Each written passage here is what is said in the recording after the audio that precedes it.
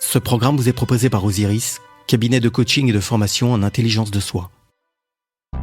La responsabilité reste entre les mains du dirigeant. Il n'y a pas d'alibi idéologique. Le dirigeant est toujours l'ultime responsable. Et c'est ça qui finalement lui donne aussi une forme de légitimité. C'est lui qui porte la responsabilité de la décision parce que c'est lui normalement qui a défini les objectifs et les moyens de cette décision. Bonjour, je suis Marc Joget et vous écoutez Chiche, le podcast où l'on s'interroge sur le nouveau leadership dont le monde a besoin. Avec vous, je partage mes rencontres avec des hommes et des femmes inspirants. Dirigeants d'entreprise, experts ou entrepreneurs, ils interrogent leur singularité et challengent leurs habitudes. Ensemble, nous allons parler de réussite et d'échec, d'engagement et de transformation, de connaissance de soi et de relations aux autres, mais aussi du courage nécessaire pour mettre nos valeurs en action et faire nos choix en conscience. Vous écoutez Chiche, soyez les bienvenus.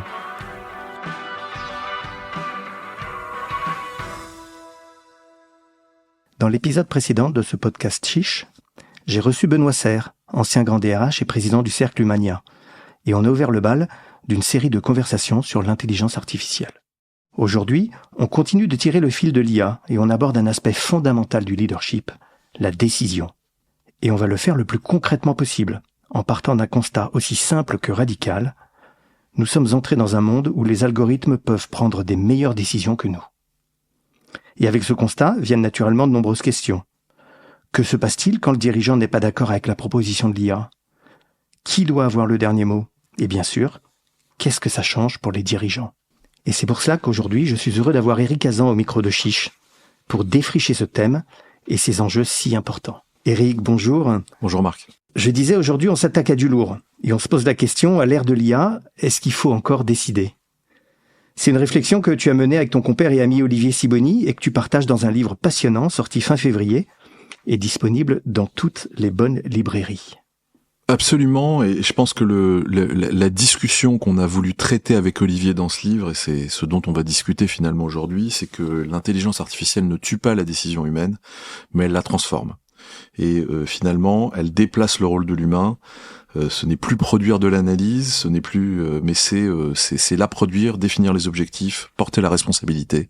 Et c'est peut-être là que se situe l'essence de notre livre. Exactement. Et je suis ravi d'avoir cette discussion avec toi. Et aujourd'hui, ensemble, comme dans chacun des épisodes de ce podcast, on va essayer d'être intelligent et surtout pas artificiel.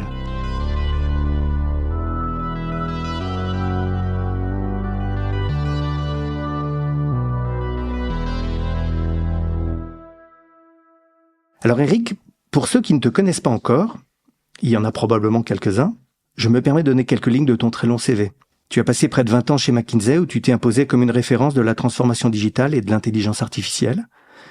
Tu as fondé l'année dernière, je crois, un fonds d'investissement qui s'appelle Ardabel Capital aux côtés de Virginie Morgon. Et on en parlera sûrement parce que ce fonds a une spécificité, je crois, il est construit autour de l'intelligence artificielle.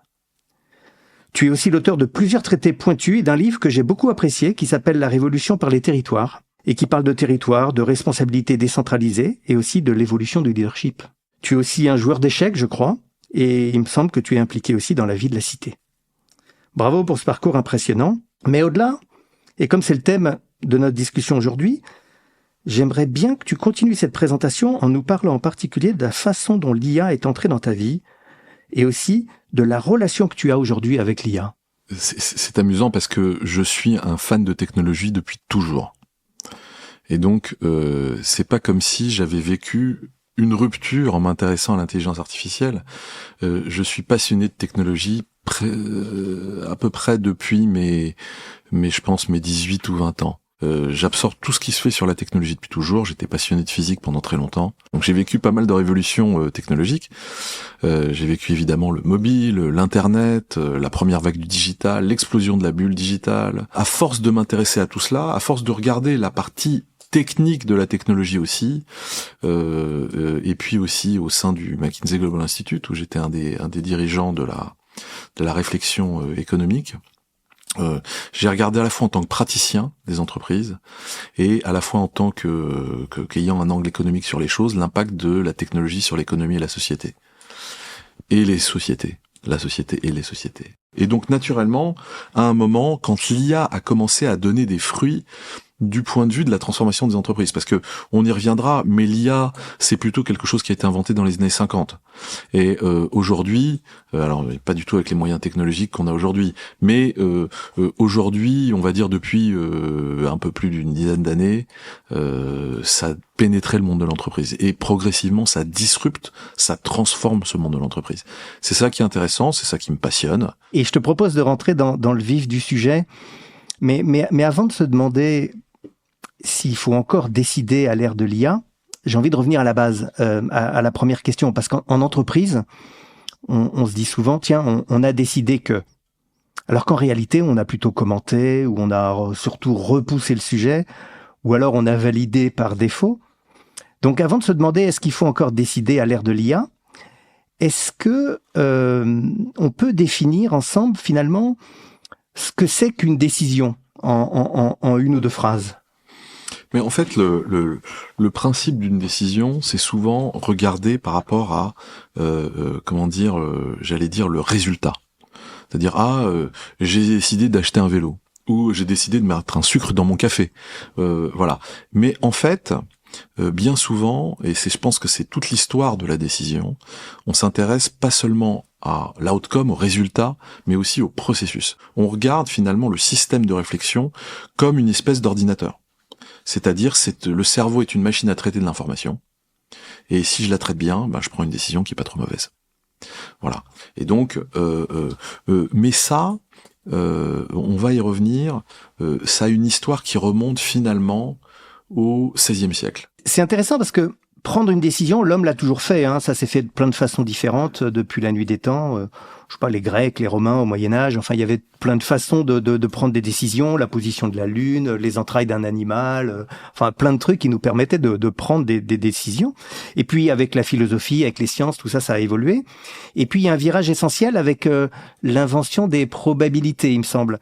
En fait, jusque-là, on décidait dans l'incertitude, c'est-à-dire on faisait des choses, on prenait des actions dans l'incertitude, mais la gestion de l'incertitude était très incertaine. Et comme tu le rappelais, finalement, on s'en remettait à des oracles. On décidait finalement de s'en remettre à la providence. Et tout d'un coup, finalement, avec l'invention de la probabilité, donc c'est Fermat, c'est Pascal, au début c'est pour faire du jeu. C'est pour essayer de calculer le meilleur résultat dans le cadre d'un jeu de cartes. Eh bien, à partir de ce moment-là, on commence à simuler des scénarios. Et on commence à calibrer le futur. Et à se dire, tiens, si je fais ça, il va se passer ça, etc. Et donc ça, cette histoire de la décision qui en fait nous amène jusqu'à aujourd'hui, c'est le fait de repousser l'incertitude par de l'optimisation, par de la réflexion, par de la rationalité. Et ça, c'est toute l'histoire finalement de la science. On a l'impression que déléguer des décisions à des systèmes ou à des algorithmes, c'est quelque chose d'extrêmement nouveau. Mais en fait, à partir du moment où on commence à calibrer le futur par les probabilités, on fait déjà ça. Et donc la question qui se pose, c'est quand on met plus de rationalité dans les décisions humaines et qu'on met plus de rationalité dans la société, est-ce qu'on a une meilleure société ? Alors ça, c'est une sacrée question. On va le prendre, en tout cas, par le bout de la décision de l'entreprise et du rôle du dirigeant. On y reviendra plus tard. Mais pour finir cette intro sur finalement la décision, avant de se poser la question, est-ce que l'IA, en fait, finalement, va décider pour nous? Moi, j'avais aussi l'impression que derrière le mot décision, il y a bien sûr ce dont on parle, le résultat, mais il y a aussi l'acte de décider. Il y a aussi la manière par laquelle le résultat est atteint. Oui, tu sais, il y a énormément d'analyses qui regardent aujourd'hui les décisions qui sont prises par les êtres humains avec l'IA. Il y a une étude qui est sortie récemment qui montrait que finalement les gens s'en remettent à l'IA pour des décisions assez importantes et ont tendance à non pas filtrer les décisions en fonction de est-ce que l'IA est pertinente pour sa décision, mais plutôt en fonction de ce qui est le plus facile. C'est-à-dire, si c'est plus facile de laisser la décision à l'IA, si c'est plus facile d'externaliser une partie de ma responsabilité, je l'externalise. Donc ça fait partie des choses qui nous font réfléchir. D'un côté, on a des gens qui, quand ils s'en remettent à l'IA en se déresponsabilisant un petit peu. C'est notre comportement naturel. aujourd'hui. De l'autre côté, on sait bien que l'IA est meilleure que nous sur un certain nombre de sujets. Pour le dire autrement, ce à quoi je pense à l'instant, là, en discutant avec toi, c'est que c'est pas parce que c'est faisable techniquement que c'est acceptable. La faisabilité, c'est une chose, mais l'acceptabilité en est une autre. Et j'ai l'impression que c'est ces deux dimensions qu'il faut prendre pour nous permettre de décider à la fin, finalement, si c'est une bonne chose de s'en remettre à l'IA et qu'on devrait le faire, ou si finalement, il y a peut-être un no-go, ou en tout cas des zones où l'acceptabilité n'étant pas là, il faut pas qu'on y aille. C'est ça les deux dimensions qui peuvent nous permettre d'avancer ? L'IA, ce que ça promeut, ça promeut finalement une forme de décision augmentée. À un moment, j'ai une espèce de béquille qui me permet de prendre de meilleures décisions. Est-ce que je les prends, je les délègue à l'IA ou pas? Alors, la question qui se pose juste derrière, c'est la question très juste que tu suggères, c'est que qu'est-ce que c'est que la faisabilité technique de la décision en IA? Bon, l'idée, c'est qu'il faut que j'ai suffisamment de données numérisées pour pouvoir, tu vois, par diagnostic médical par exemple, mais aussi du credit scoring, etc. Il faut que j'ai un paquet de données pour faire quelque chose qui intègre toute l'intelligence qui existe du point de vue humain aujourd'hui sur ce sujet. Voilà, pas mal de données. Mais globalement, il faut que ce soit faisable techniquement. Donc il y a des choses qui sont pas faisables techniquement parce que j'ai pas assez de données ou parce que c'est assez difficile. L'autre dimension, c'est ce que tu disais, c'est l'acceptabilité. Donc aujourd'hui, quand je vais finalement prendre des décisions sur le diagnostic médical, c'est pas encore acceptable surtout, mais il y a une forme d'acceptabilité, on va dire sur la radio, je peux imaginer, et c'est ce qui se passe aujourd'hui dans pas mal de cas, que 80% des radios soient analysées par une IA et que 20% des radios les plus complexes soient analysées par un radiologue et une IA, bon. Mais on se dit, bon bah ok, je regarde par exemple les décisions de justice. Les décisions de justice aujourd'hui, bon il y a les contraventions, et puis, pour faire simple, il y a des crimes. Peut-être même des crimes de sang. Et on se dit, mais en fait, statistiquement, le juge qui juge le matin un cas, qui juge le même cas l'après-midi, suivant qu'il est de bonne humeur, que son repas s'est bien passé, qu'il a eu de bon contact avec ses collègues, en fait, factuellement, il va prendre une décision légèrement différente. Le juge de Paris par rapport à celui de Bordeaux à telle période de l'année, factuellement, ils vont prendre des décisions différentes sur le même cas. Et donc, on se dit, mais mince, est-ce que je devrais pas systématiser, automatiser la décision de justice, y compris pour des crimes particulièrement graves? Et là, la question qui se pose, c'est presque une discussion éthique. Qu'est-ce que c'est que la décision de justice? Fondamentalement, c'est un humain qui juge un autre humain. Et ça va avec des erreurs. Et si c'est une machine, ben c'est plus un humain qui juge un autre humain. Et donc là, la catégorisation qu'on fait ici, c'est de dire oui, mais là, c'est pas acceptable. On est dans la zone interdite parce que il y a des décisions qui sont du domaine de l'humain et que là, le processus de décision est plus important que la qualité elle-même de la décision. Voilà. Il y a d'autres choses qui sont pas acceptables aujourd'hui et qui le deviendront peut-être demain.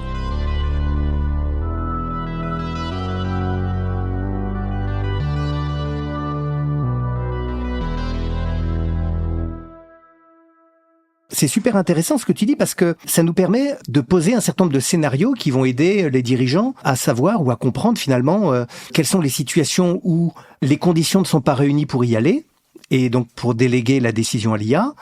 Quelles sont les situations où en fait toutes les décisions sont réunies et non seulement on peut y aller mais on doit y aller. Et puis probablement, on verra, mais je suis sûr que tu as plein d'exemples, une situation qui est peut-être entre les deux, où on verra que c'est ni l'homme tout seul, ni la machine ou l'IA tout seul, mais c'est une espèce de co-décision. Et d'ailleurs, je crois que dans ton livre, tu l'appelles la vallée de la tentation, et j'aime bien ce mot. C'est qu'en fait, il y a des situations où on pourrait y aller, où on pourrait déléguer, où les conditions sont là, la quantité de données disponibles est là, la technologie est là, mais en fait, tu nous encourages à résister à la tentation de déléguer la décision. Parce que finalement, il y a un certain nombre de raisons qui font que on serait tenté d'utiliser l'IA, parce que techniquement c'est possible, et on a suffisamment de données, et on a suffisamment cartographier les objectifs pour que ça ait un impact réel. Et pourtant, et d'ailleurs, on en parlait sur la justice, mais la justice inefficace, bien des administrés dans pas mal de pays se disent ça pourrait aller plus vite, donc on est très tenté. Et pourtant, on a un certain nombre de questionnements. C'est quoi les types de questionnements ? Il y a par exemple un certain nombre de valeurs incompatibles. Quand on a d'un côté la sécurité et de l'autre côté la liberté, ce sont des valeurs incompatibles. Donc là, on est dans une zone de gris très compliquée. Est-ce que je dois faire comme dans Minority Report avec Tom Cruise, vieux film, et m'en remettre sur la prévention des crimes uniquement à de l'intelligence artificielle ? C'est un peu prescient ce film. Ou est-ce que où est-ce que je mets le curseur pour la liberté ? Très difficile. Probablement une discussion démocratique et humaine. D'autres choses, on a parlé de la justice pénale, mais le courage d'aller contre les données. Alors évidemment, on prend peut-être une mauvaise décision parfois quand l'analyse nous donne, de manière factuelle et complètement rationnelle une décision.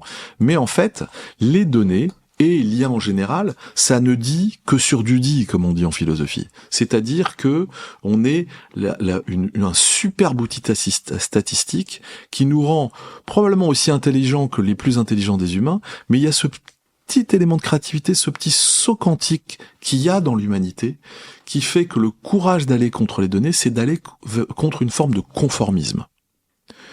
Et ça fait partie des autres éléments de la vallée de la tentation. C'est-à-dire que si je peux être non conformiste, et que factuellement ça a un intérêt, je pense que j'ai largement le droit de ne pas suivre ce que me dit l'IA. Et quand je t'entends, je pense à beaucoup d'accompagnement de dirigeants que je mène, et tu parlais de curseurs. On peut appeler ça aussi des injonctions contradictoires. Tu parlais d'un côté de sécurité, de liberté. On peut parler aussi d'exigence et de bienveillance. En fait, il y a plein de moments où finalement c'est déjà l'enjeu du dirigeant de savoir se positionner. Donc en fait, finalement, on est vis-à-vis de l'intelligence artificielle dans beaucoup de situations dans ce cas-là. Une décision optimisée est essentiellement optimisée, mais c'est pas un jugement humain. C'est sans doute un meilleur jugement rationnel, mais le jugement humain à la fin, peut-être qu'il fait une erreur, mais l'acte de décision reste humain par nature. Ça, c'est une conviction très forte, et c'est pour ça, parce que souvent, quand on est un être humain qui prend une décision comme un dirigeant, on prend une décision qui va peut-être aller contre une forme de rationalité, mais elle incarne, on le dit, la somme de ses choix, elle incarne une forme d'humanité, et même si on est humano troppo humano, c'est-à-dire qu'on fait des erreurs, humain trop humain, eh bien c'est nous. Et donc ça incarne le dirigeant dans ce qu'il est, avec finalement ses aléas, ses erreurs et ses performances. On a vu le scénario où finalement on s'interdit l'IA pour les décisions, quand la faisabilité n'est pas là ou quand l'acceptabilité n'y est pas, et quand finalement cette part d'humain, ce courage, ce curseur qu'on place d'un côté, qui pourrait contredire la rationalité de la statistique, fait que nous, dirigeants, on décide de pas y aller. J'aimerais suivre un deuxième scénario que tu évoques aussi dans ton livre, qui est finalement celui où on y va à fond. Un scénario où finalement, là, on aurait intérêt à déléguer le plus possible à l'IA, que tu appelles les territoires conquis. Des domaines qui sont, pour reprendre tes mots, sûrement bien délimités, là où les données sont abondantes, là où les objectifs sont limpides, ce qui permet finalement d'avoir toutes les conditions pour une délégation de la décision. Oui, on se le disait, donc l'IA permet une décision augmentée, elle permet de déléguer aussi. Et encore une fois, ce n'est pas la première fois dans l'histoire de l'humanité qu'on délègue des décisions à des algorithmes. Donc en fait, c'est simplement qu'on va plus loin, plus vite, avec de meilleures données, avec des objectifs plus clairs, et finalement dans des environnements qu'on a délimités. Donc c'est déjà le cas. C'est déjà le cas dans le trading algorithmique. Il y a un mathématicien à la fin des années 70 qui crée un hedge fund qui s'appelle Renaissance Technologies. Alors, il commence prof de maths et il finit avec 30 milliards de dollars sur son compte. Donc, il a fait quelque chose de performant, on va le dire comme ça. Et bien, au départ, il applique simplement des approches mathématiques au trading, et puis progressivement, il va intégrer de l'IA à partir des années 2010-2015. Voilà. Donc, on est déjà dans tout ce qui est trading, beaucoup dans tout ce qui est finance de haut niveau. On est déjà beaucoup dans le déploiement d'IA. Donc il s'agit pas de revenir en arrière, c'est déjà le cas. Voilà, c'est déjà conquis d'une certaine manière. Dans la logistique, on en parlait un petit peu tout à l'heure. Eh bien, on a des modèles de prévision de vente, des modèles de prévision de livraison qui font faire des économies très substantielles. Voilà. Là, on peut quand même, c'est quelque chose d'extrêmement rationnel. On a là aussi des données massives, des objectifs clairs, des environnements délimités. Eh ben, on peut le faire. On peut déléguer. On peut déléguer vraiment. On se le disait, dans la cybersécurité aujourd'hui, on pourra parler de défense tout à l'heure, mais parlons simplement de cybersécurité aujourd'hui. Eh bien, il n'est pas techniquement possible pour un humain de détecter toutes les menaces qui peuvent se faire jour aujourd'hui devant un système informatique. Et heureusement qu'on a des outils de cybersécurité d'abord automatisés, puis maintenant qui marchent avec de l'IA, parce que ça va plus vite et on détecte plus de menaces. Donc tout n'est pas forcément mauvais. Encore une fois, dans un univers contrôlé avec des objectifs clairs et des données massives, il faut y aller.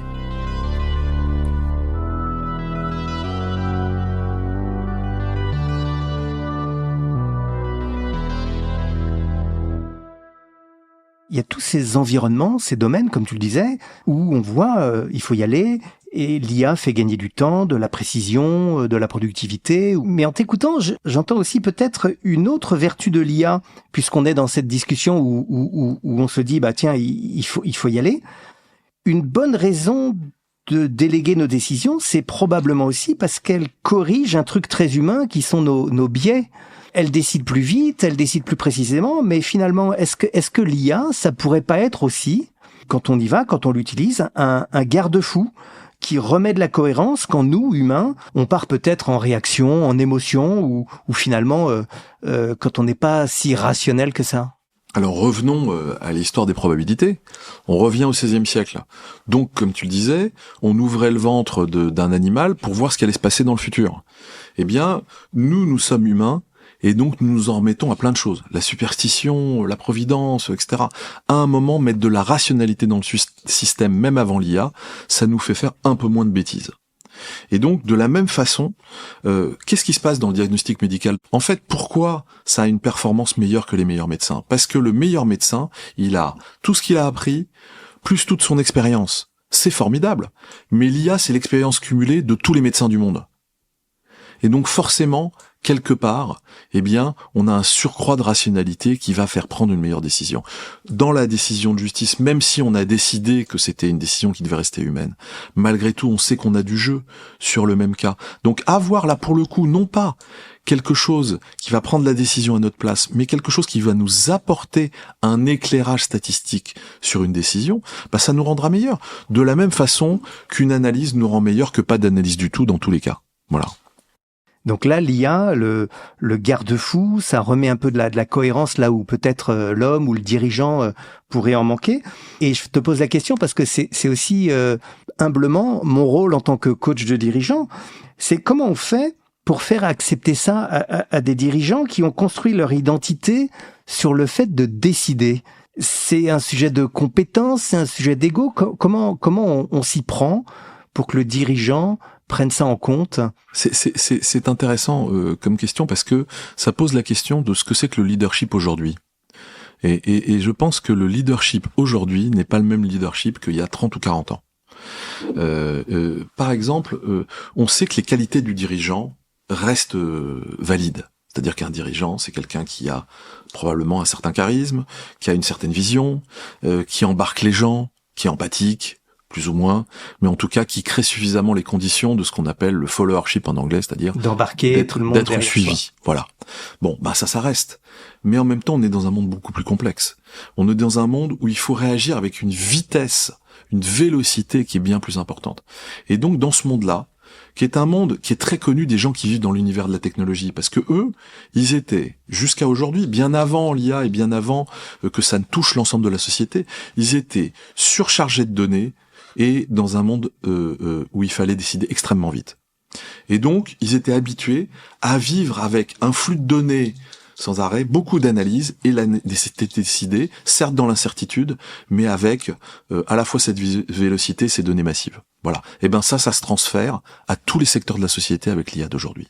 On a beaucoup plus de données, beaucoup plus d'analyses, beaucoup plus de reporting et beaucoup plus d'input dans sa décision. Donc le dirigeant aujourd'hui qui décide comme à l'ancienne, il va faire plus d'erreurs que le dirigeant qui intègre ces flux de données dans sa décision. Et alors quand j'entends ça, ça semble évident si on prend ça du côté statistique, capacité de calcul, etc. Mais j'en reviens finalement à mon point du dirigeant. C'est pas évident d'accepter finalement qu'on délègue une partie de ce qui a fait notre carrière, notre succès, notre statut de dirigeant à un ordinateur. On perd quelque chose dans la démarche. Alors on perd quelque chose. En fait. Pas tout à fait. En fait, il y a un certain nombre de tâches qu'on faisait en tant que dirigeant directement, qu'on va partiellement déléguer. Beaucoup moins que dans d'autres métiers, par ailleurs. Hein. Si on considère que l'IA va automatiser un certain nombre de tâches chez les employés de bureau, les call centers, etc., quand on est dirigeant, on a un plus petit pourcentage de tâches qui va être soit automatisé, soit délégué. Néanmoins, il y a un certain nombre de tâches qui vont être déléguées. Donc la question, c'est quelle est ma valeur ajoutée sur l'outil ? C'est-à-dire que l'outil va être là. Ne pas utiliser l'outil est un facteur de plus faible compétitivité. Je vais être moins bon dans la concurrence des dirigeants. Et donc, je suis obligé d'utiliser l'outil. Mais en revanche, quelle est ma valeur ajoutée au-dessus de l'outil ? C'est ça la question clé. Ma valeur ajoutée au-dessus de l'outil, si je reprends ton mot, c'est effectivement probablement la vraie question pour le dirigeant, hein, dans cette cohabitation qui est inévitable. Mais alors, puisque c'est inévitable, comme tu sembles le dire, est-ce que refuser d'utiliser une IA plus performante pour décider, ça serait une faute de management? C'est une très bonne question et ça pose en creux la question de la responsabilité. En fait, c'est pas parce qu'on a un bon outil qu'on a outsource ou qu'on externalise sa responsabilité. Et ce que doit retenir un dirigeant, c'est ça. C'est-à-dire qu'il va avoir une analyse plus forte, beaucoup plus d'input, mais la responsabilité reste entre les mains du dirigeant. Il n'y a pas d'alibi idéologique qui soit finalement qu'il soit possible d'externaliser vers l'intelligence artificielle. Le dirigeant est toujours l'ultime responsable. Et c'est ça qui finalement lui donne aussi une forme de légitimité. C'est lui qui porte la responsabilité de la décision, même si elle est prise de manière automatisée, parce que c'est lui, normalement, qui a défini les objectifs et les moyens de cette décision.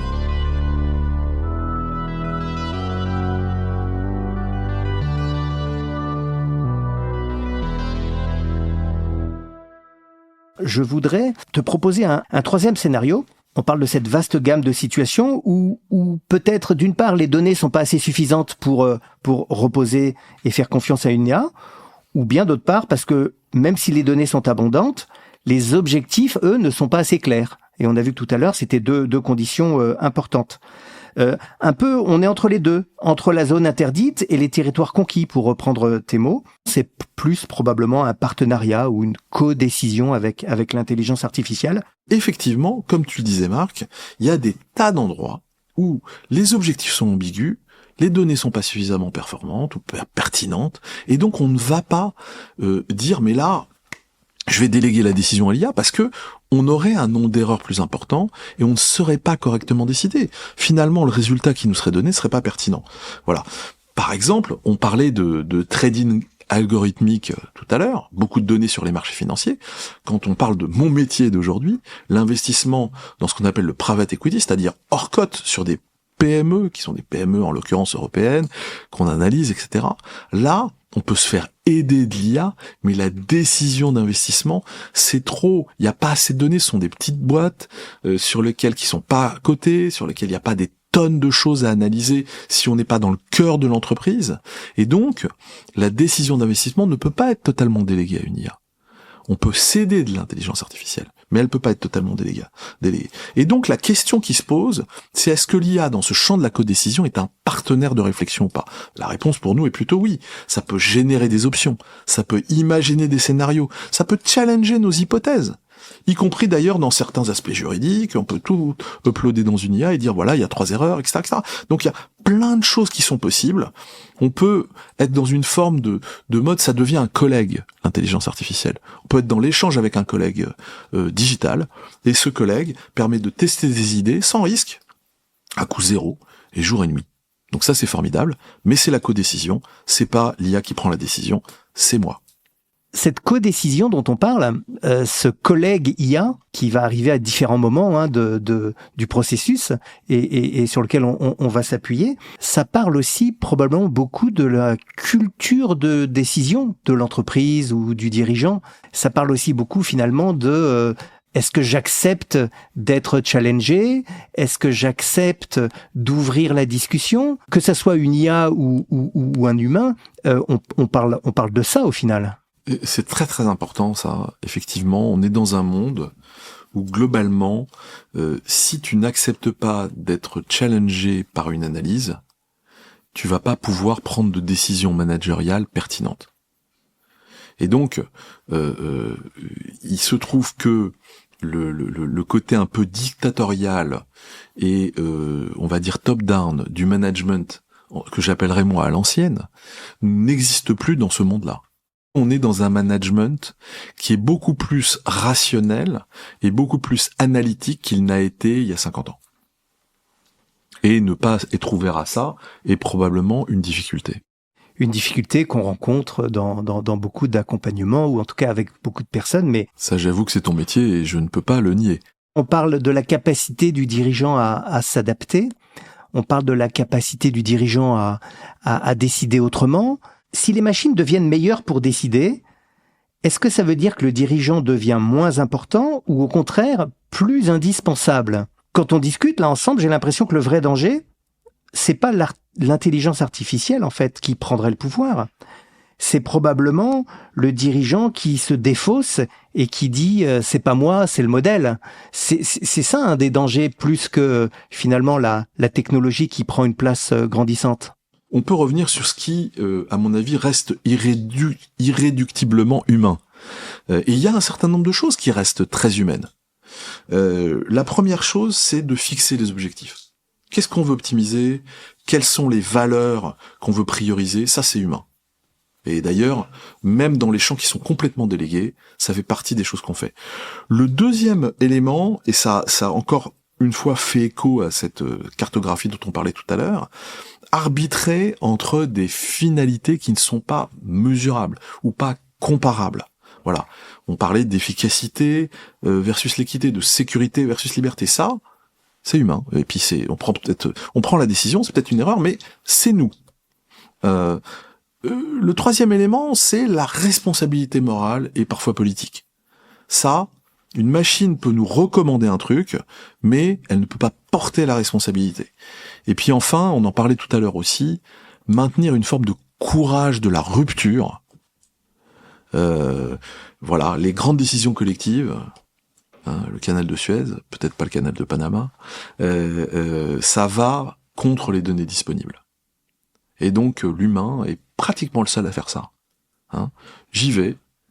Les données vont pas dans le bon sens, mais moi j'y vais.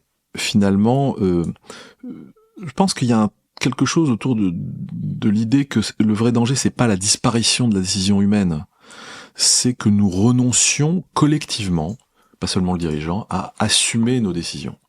Je pense qu'il y a quelque chose d'extrêmement fort là-dessus. Mais moi, ce que je pense profondément, c'est que l'IA, ça nous force à rendre explicite un certain nombre de dilemmes. Donc on se le disait, mais finalement tous ces arbitrages que l'IA ne peut pas prendre, est-ce que je veux faire de la croissance ou est-ce que je veux de la sobriété pour mon entreprise?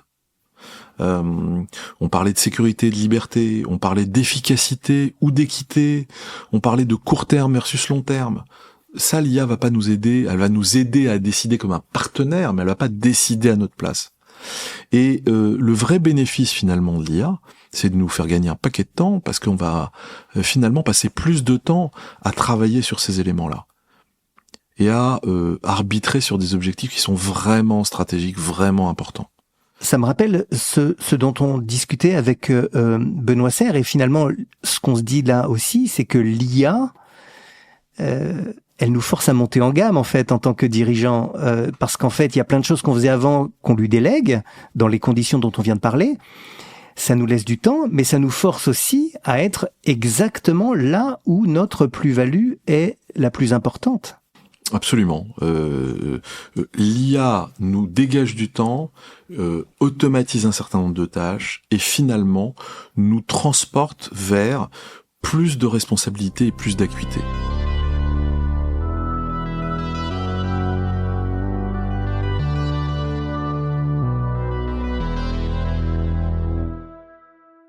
Notre échange, Eric, notre conversation, m'a permis d'avancer sur ma vision de la relation croissante entre intelligence artificielle et leadership.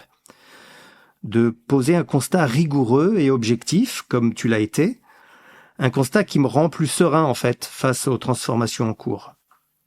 Et comme on arrive à la fin de cet épisode de Chiche, c'est le moment où j'essaye de reprendre ce que tu as partagé avec nous, mais avec mes mots.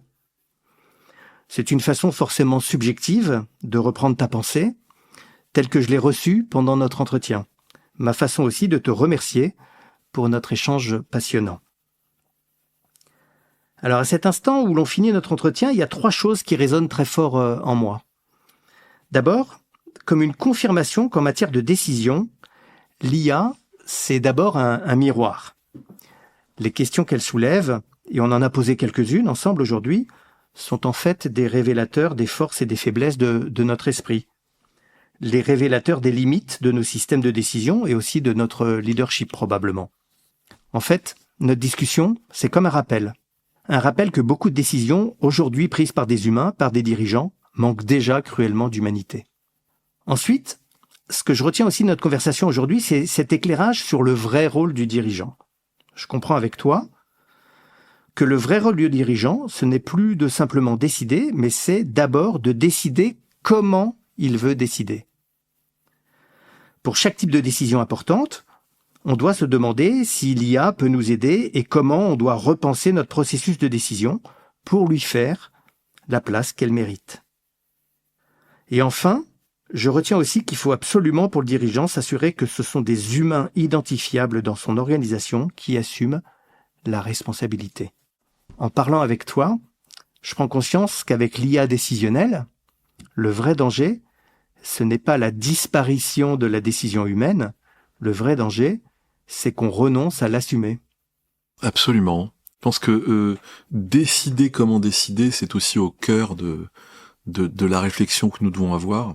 Et comme tu le disais, Marc, globalement, aucun système ne doit permettre à l'homme de se décharger de sa responsabilité derrière une nécessité personnelle ou une machine.